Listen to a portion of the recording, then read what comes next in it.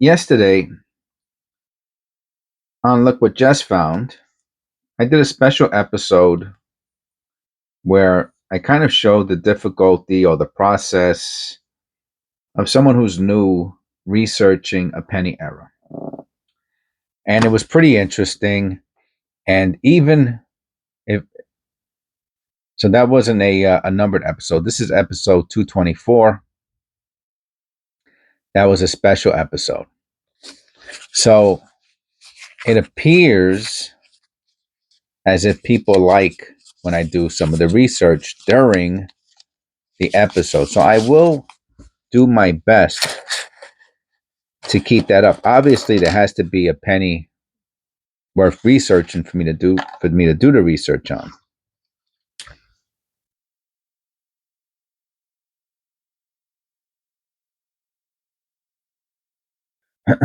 But I will look at that right from the beginning.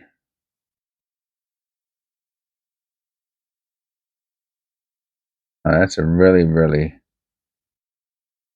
heavy tilted hub. I'll put that to the side. So I did bookmark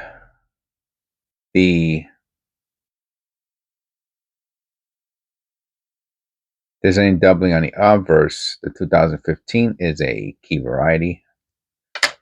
No doubling. There is plenty of copper here. So this should be a pretty good roll. It's probably not a cherry picker roll. It didn't have the little check on it.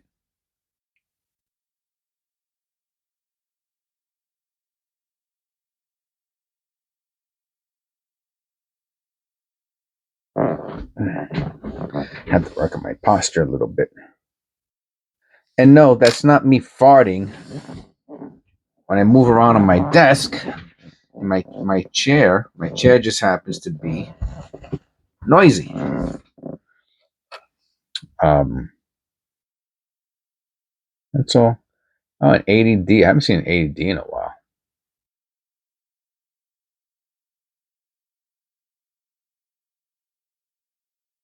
All right, we got I'll probably put that into the AU rolls.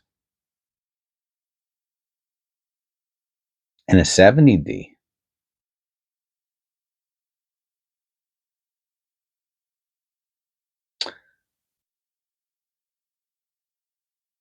So, if you watch the video, which is since it's not a scheduled video, it would be, if you want to look just by date, it's from August 19th, 2024. So if you watch the video from August 19th, 2024, titled, maybe I'll even put it in the, at the end of this video, I'll put it in the description. At the end of this video, there'll be a link to that video, which is called Understanding Penny Errors is a Lot Harder Than It Looks Like It Should Be.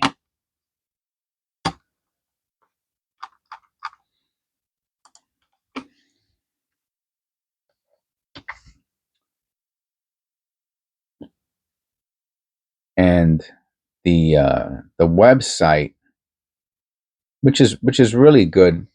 The person actually even acknowledges other websites and their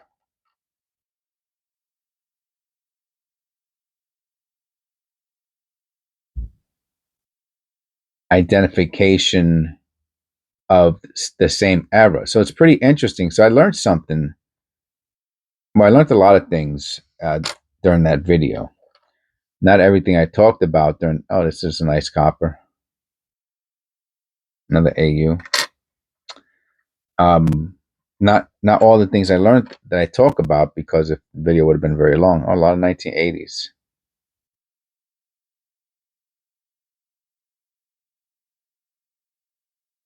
I'll put this into the fine rolls.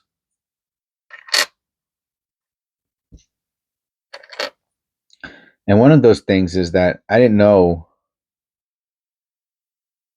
that these different people, Wexler, Konica, copper coins, that they make up their own, Right? Correct me if I'm wrong, but you know what? Here,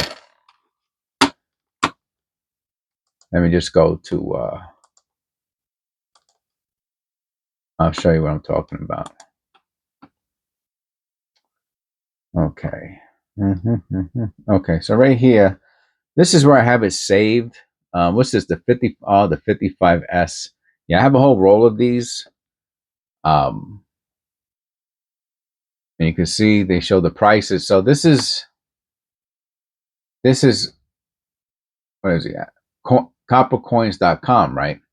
So he's calling it a 1955S 1mm-001, right? But he acknowledges what the other people call it. So Konica calls it RPM-001, Wexler calls it a WRPM-001, Crawford calls it a CRPM-001, and works like a, I don't know what the line, I don't know what the FS01-501 is. It's either for Wexler or if it's for Crawford, I don't know. But my point is,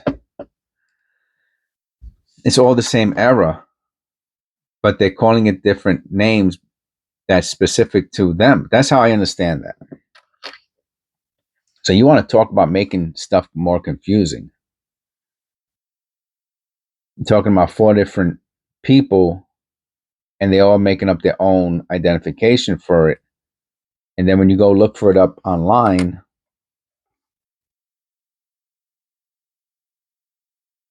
which one are you going to use? And then when they grade the coin, which one does the coin grading company use? 64D.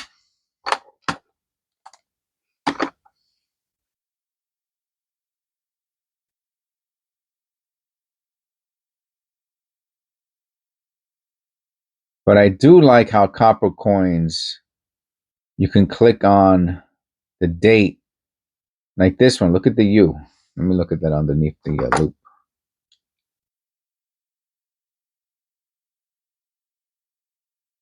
The U, the R. So this looks double to me, right? I don't know where are all of. Oh, there you go. All of my.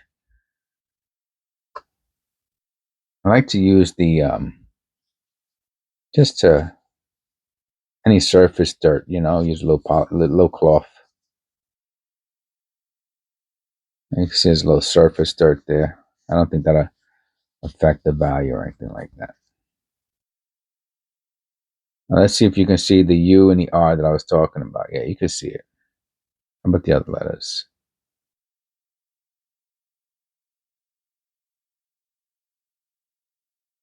The N's interesting too.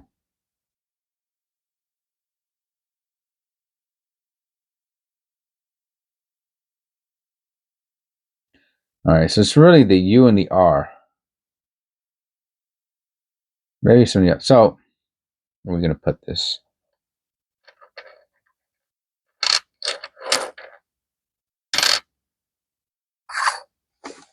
So let's go back to copper coins. Let me see if I could just.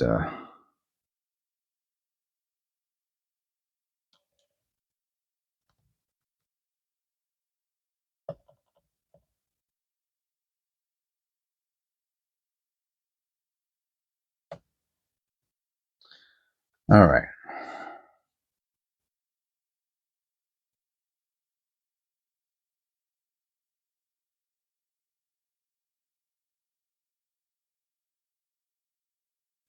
All right. So let's go to. I think you have to go to by series, right? Date guide. And this is a 64 Denver.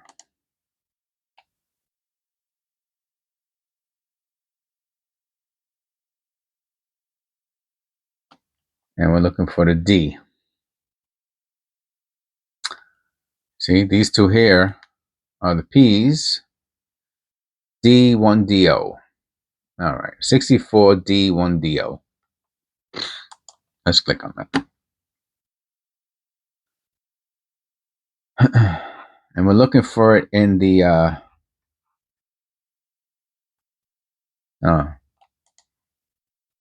They're only showing it here in the numbers. All right, let's see.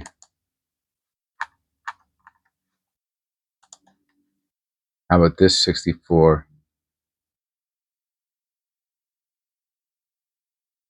Here's the D1. It's mint mark. Oh, okay. So we got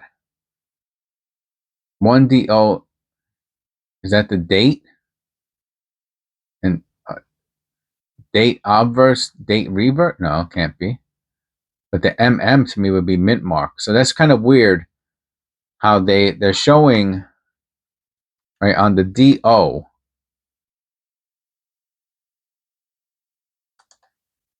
They're showing the date, right? Okay. And the DR should be the reverse. Right.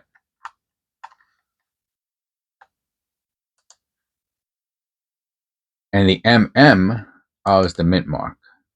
Okay. All right. And then there's another DO.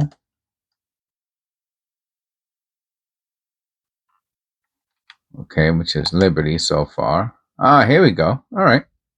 Very good. The 006 is this little thing in the I and the N. The U, the B. I'm really looking for the R and U. That's what I was hoping for. Oh, the T. The 4 again. Okay, so let's go back to. So that's what the different ones are. Okay, I get it.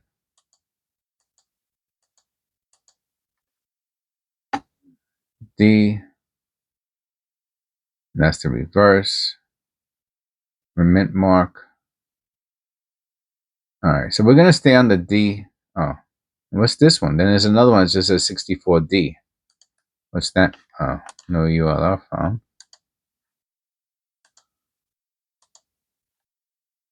Huh. Interesting.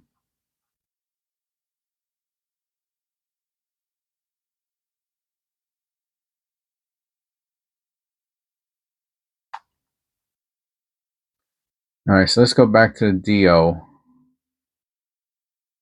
Oh, that's the P.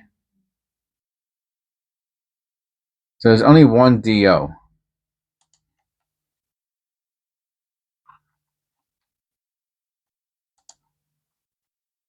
So it's not a it's not a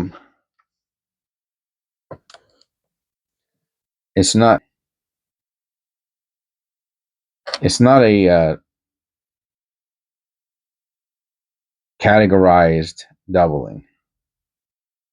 I guess that means it's not one from a recognizable die. Nice. Let me look at it again. Make sure I really like the doubling. And I do. How about the little thing in the N? Remember the little thing in the N?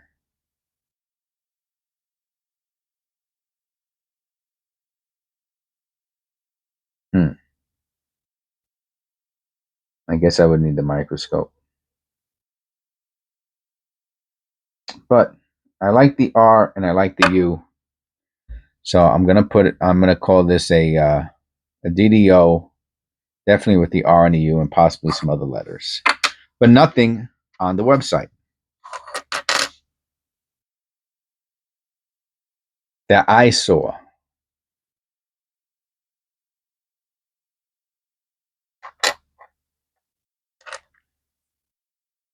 So this is some of, we're looking for the wide AM, no wide AM. These are some of the challenges regarding error identification.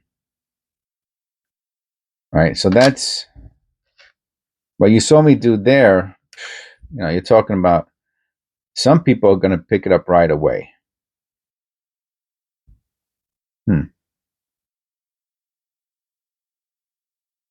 You know, me, I'm a slow learner.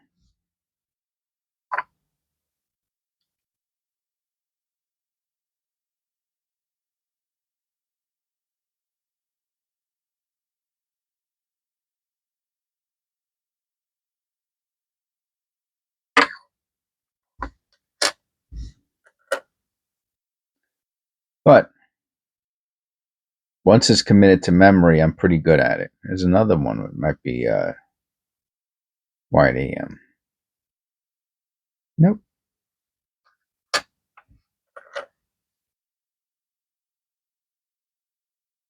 And then it gets deeper, right? Because the next part of the classification, which Eric from keeneEyeCollectables brought to my attention, I don't want to misquote him. And if you go to his, he does very, very good coin identification on his YouTube channel. The description is his channel's in the description below. And let me see. Comments. Let's see if I can find it.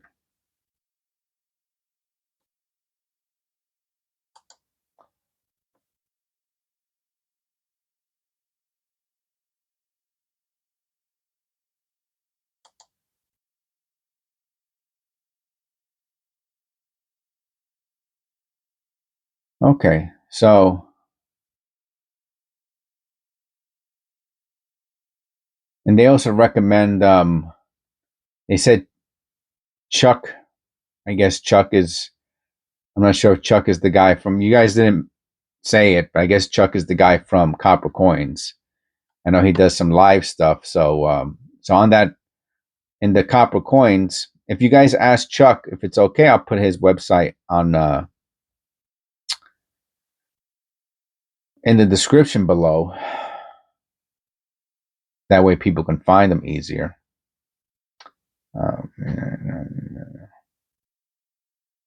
So one of the things that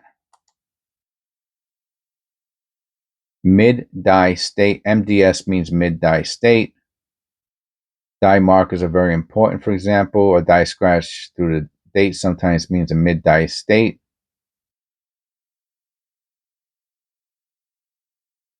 So there's other ways of identifying the specific die that struck the penny. And 88. Now the 88, just one we've been talking about. So it gets even deeper. That's what I'm saying. The rabbit hole goes even deeper. All right. And on the 88, we're looking for the flared G.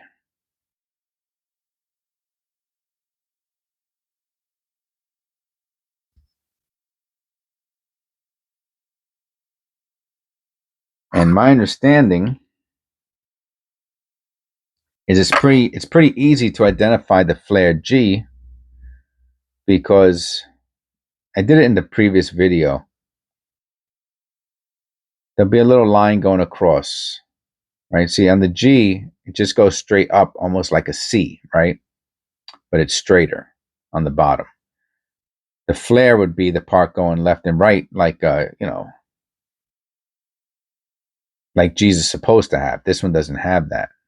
Most of them don't. So the flared G is the one worth money. It's worth like $100. So that's what you're looking for on the 88. That is not on Rob Finds Treasures penny mat. And it would have been nice if it was, because I might have missed a bunch already. So what I do is I write it directly on the mat. So that's a new era that we're looking for on the channel. So this is some of the ways that the channel does evolve.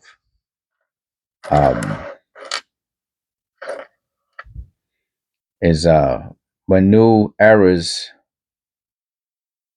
are brought to my attention, I can put them on the penny mat and look for them.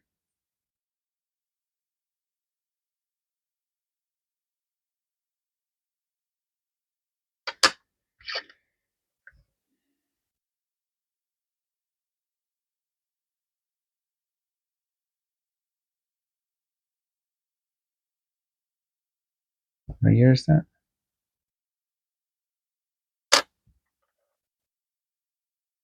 So we got 6 coppers so far.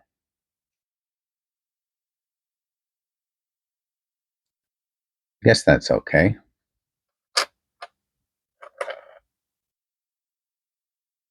And one error penny. 2000D. I don't know if they come with the wide AM too. I don't think so.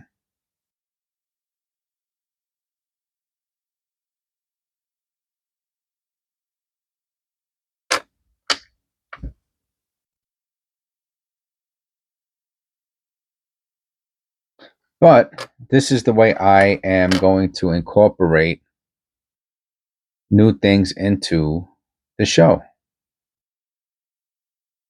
My members teach me something, and then I have to practice it, right? This is all about practice.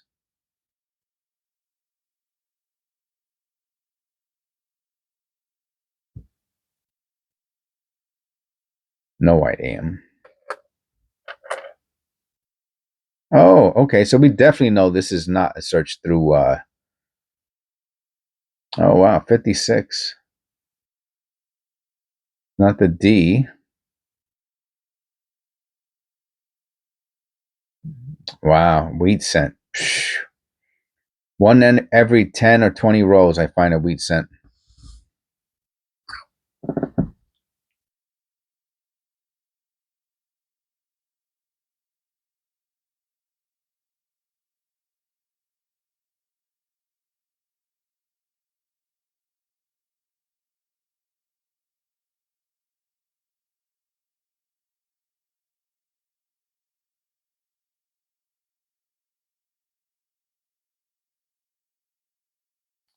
Let me look at the reverse real quick.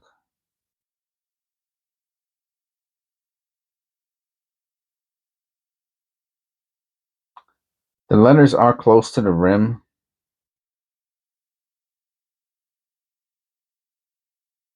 So you can see some of the hub tilt on it.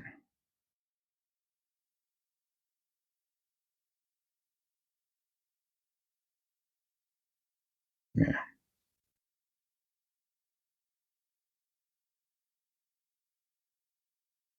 You can see it there. Now, some websites show that to be, I don't know, some sort of error. I don't want to say double die, but like an error. You can see it a little bit here too. But it's not a double die. It would be like a tilted hub error.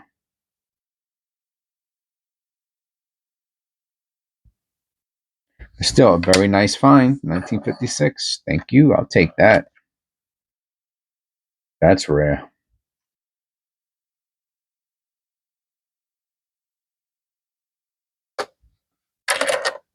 That was a nice find. Now I was wondering about the rest of those because they were from the same bank where the cherry picker goes.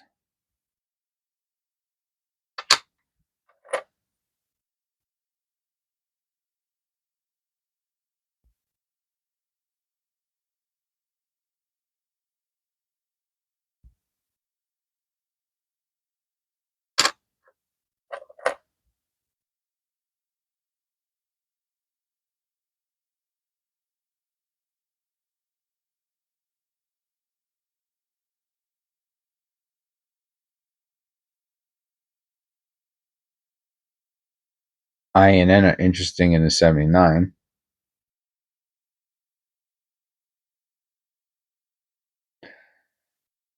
So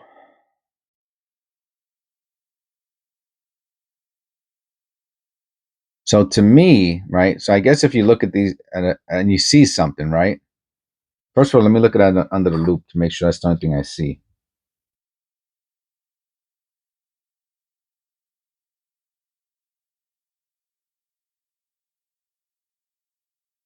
Because it is kind of dirty. But there are two little. Well, anyway, regardless. So what do we got here? We got 79, and we got that something going on in the I and the N, right? Okay. So let's go back to our handy dandy. This dude, copper coins. Let's go to date guide. What is it? 79? 79. P. All right, so you got, here, let me put it back up here.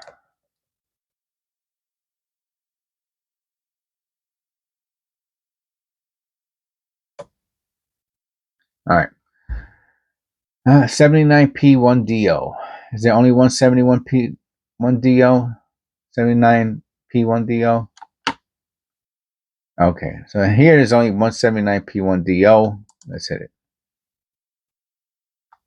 If you have a 79P double die obverse, this is not listed here. If you'd like to include it in this listing, please feel free to contact me. All right.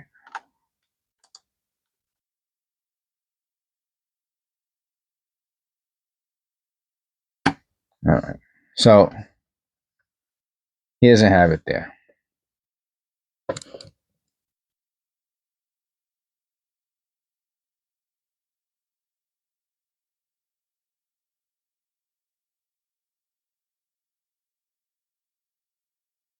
Now, the interesting thing is,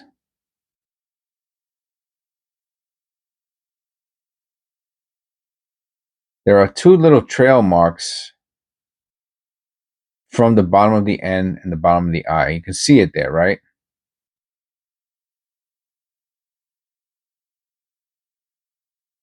Which, of course, leads me to think that's probably damage. But in the event he had a picture of the same exact thing, then, you know, I would have disregarded that if it looked exactly the same. Okay, so we're going to say not DDO.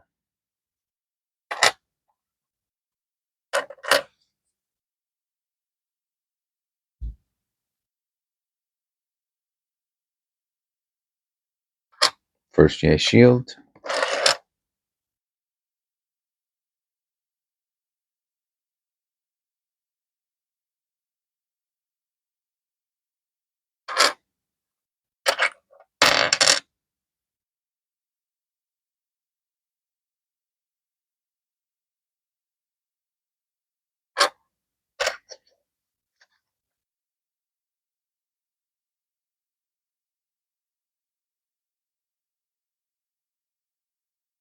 Two 2015.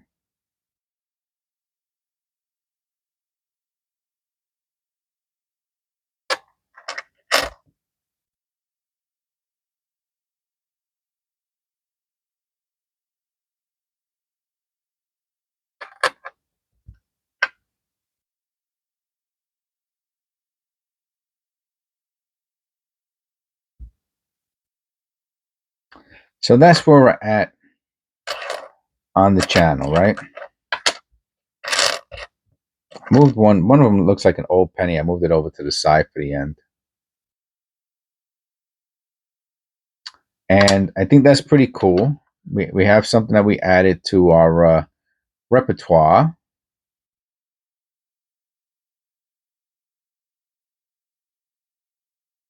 And when we see something interesting, we can always click on copper coins, excuse me. Oh, that's a nice wire rim, misaligned die, 83. Oh, it has a bunch of stuff going on.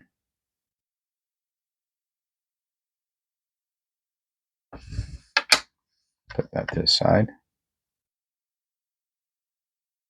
84. Looking for the double ear.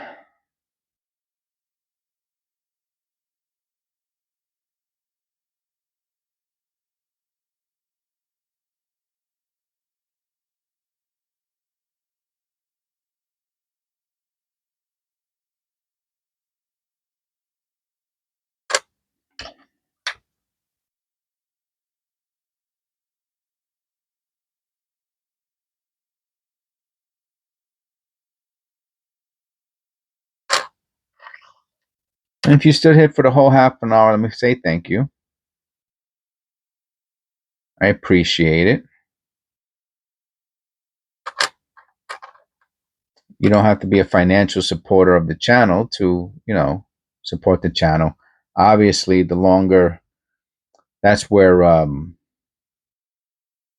most of the income for channels comes from uh, retention, and obviously that's all depends on the content. So I hope my content's good enough to keep people watching for a half hour. That's pretty much my goal at this point, besides the obvious of learning about penny errors and providing fun content. 73D, another wire rim, collar error.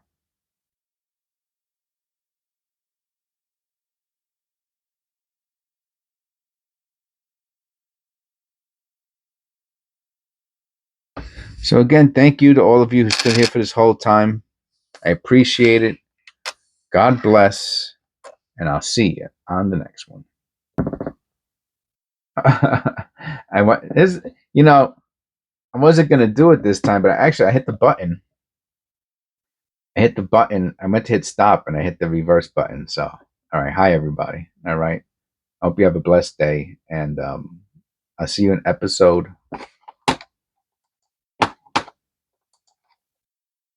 I want to say 225. This is 224. All right. Take care.